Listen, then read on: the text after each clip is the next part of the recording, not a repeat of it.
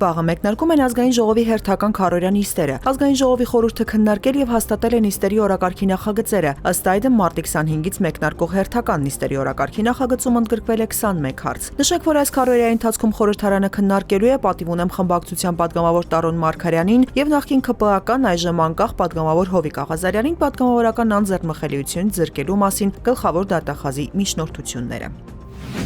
Կենտրոնական բանկը կվերլուծի ակնթարթային վարկերի հետ կապված խարդախությունների դեպքերն ու լուծումներ կառաջարկի։ Կենտրոնական բանկի նախագահ Մարտին Գալստյանը վստահեցնում է, եթե պարզվի, որ բանկերը համապատասխան ապահովման մեխանիզմներ չեն գործարկել եւ քաղաքացին վնաս է կրել, ապա փոխհատուցում կտրամադրվի։ Սակայն ըստ Գալստյանի նախնական գնահատականով հիմնականում քաղաքացիներն անձամբ են տրամադրել անհրաժեշտ բոլոր տվյալները։ Նա միաժամանակ ընդգծում է, առցանց գործարքների համակարգի վերացման դեպքում քաղաքացիները կբախվեն նոր բարդությունների, հարկ կլինի ֆիզիկապես ներկայանալ բանկ, ինչը կբերի լրացուցիչ ծախսերի եւ ժամանակի կորստի։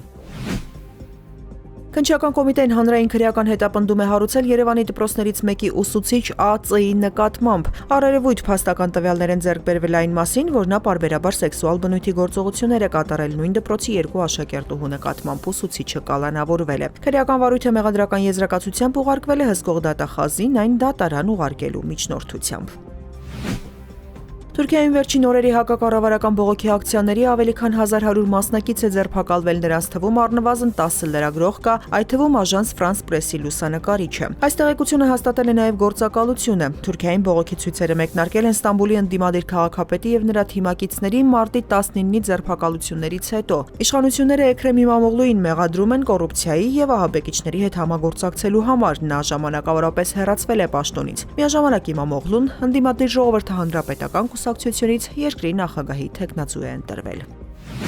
Միացյալ Նահանգների պատվիրակության այցը Գրենլանդիա ցույց է տալիս հարգանքի բացակայությունը կղզու բնակիչների նկատմամբ, հայտարարել է Գրենլանդիայի խորհրդարանում ամենամեծ թվով մանդատ ստացած դեմոկրատների նախագահ Յենս Ֆրեդերիկ Նիլսենը։ Ամերիկյան պատվիրակությունը, որի կազմում կլինի երկրի փոխնախագահ Ջեյդի Վենսի կինը, պատրաստվում է Գրենլանդիա այցելել մարտի 27-ից 29-ը։ Գրենլանդիայի կառավարության հեռացող նախագահ Մյութե Էգեդեն այս այցը անվանել է բացահայտ սադրանք։ ԱՄՆ նախագահ Դոնալդ Թրամփը բազմիցս հայտարարել է, որ Գրենլանդիան պետք է միանա Միացյալ Նահանգներին, նաև սպառնացել բարձր առևտրային մաքսատուրքեր սահմանել Դանիայի դեմ, եթե նա չհրաժարվի կղզուց։